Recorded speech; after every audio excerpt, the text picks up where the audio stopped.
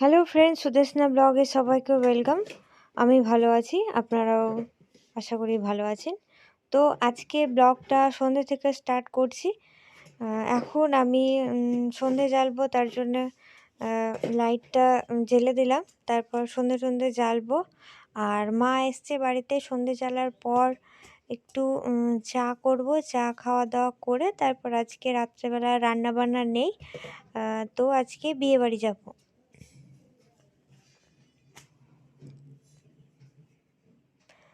তো এখন ঠান্ডাটা বেশ কমই আছে, বেশ ভালো।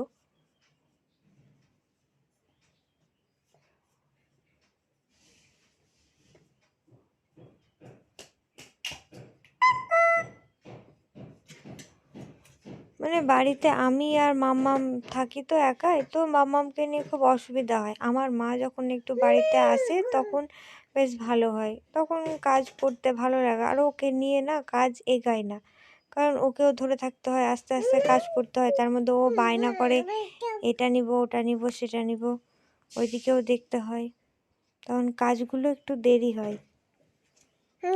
তো এখন মায়ের কাছে আছে, তো আমি এখন সন্ধেটা জেলে নিব।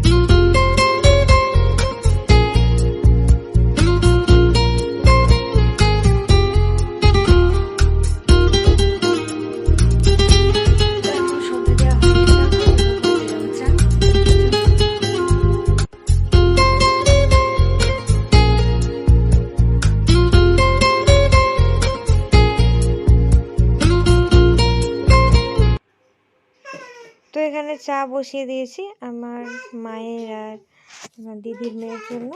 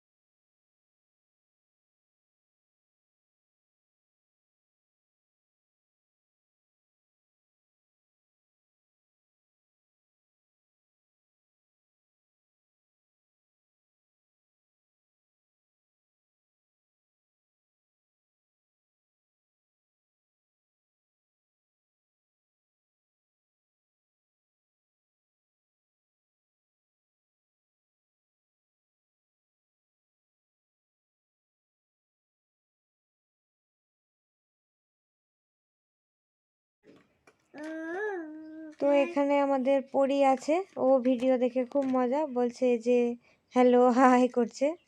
আর এই যে মা বসে আছে ওখানে। তো আমরা এখন সবাই এখানে টিভি দেখবো, দিয়ে চা টা খাবো। তারপরে আবার সন্ধ্যাবেলার পরে তখন আমি রেডি হয়ে নিয়েছিলাম। ওর বাবা দোকান থেকে চলে এসেছিলো, তারপর রেডি হয়ে গিয়েছিল। মাম্মামকে রেডি করিয়ে দিয়েছিলাম, মাম্মাম খেলে বেড়াচ্ছিল। তারপর আবার ভাই গাড়িটা মুছছিল, ততক্ষণ আমরা গাড়ির মধ্যে চেপে গেছিলাম বেরাবো বলে।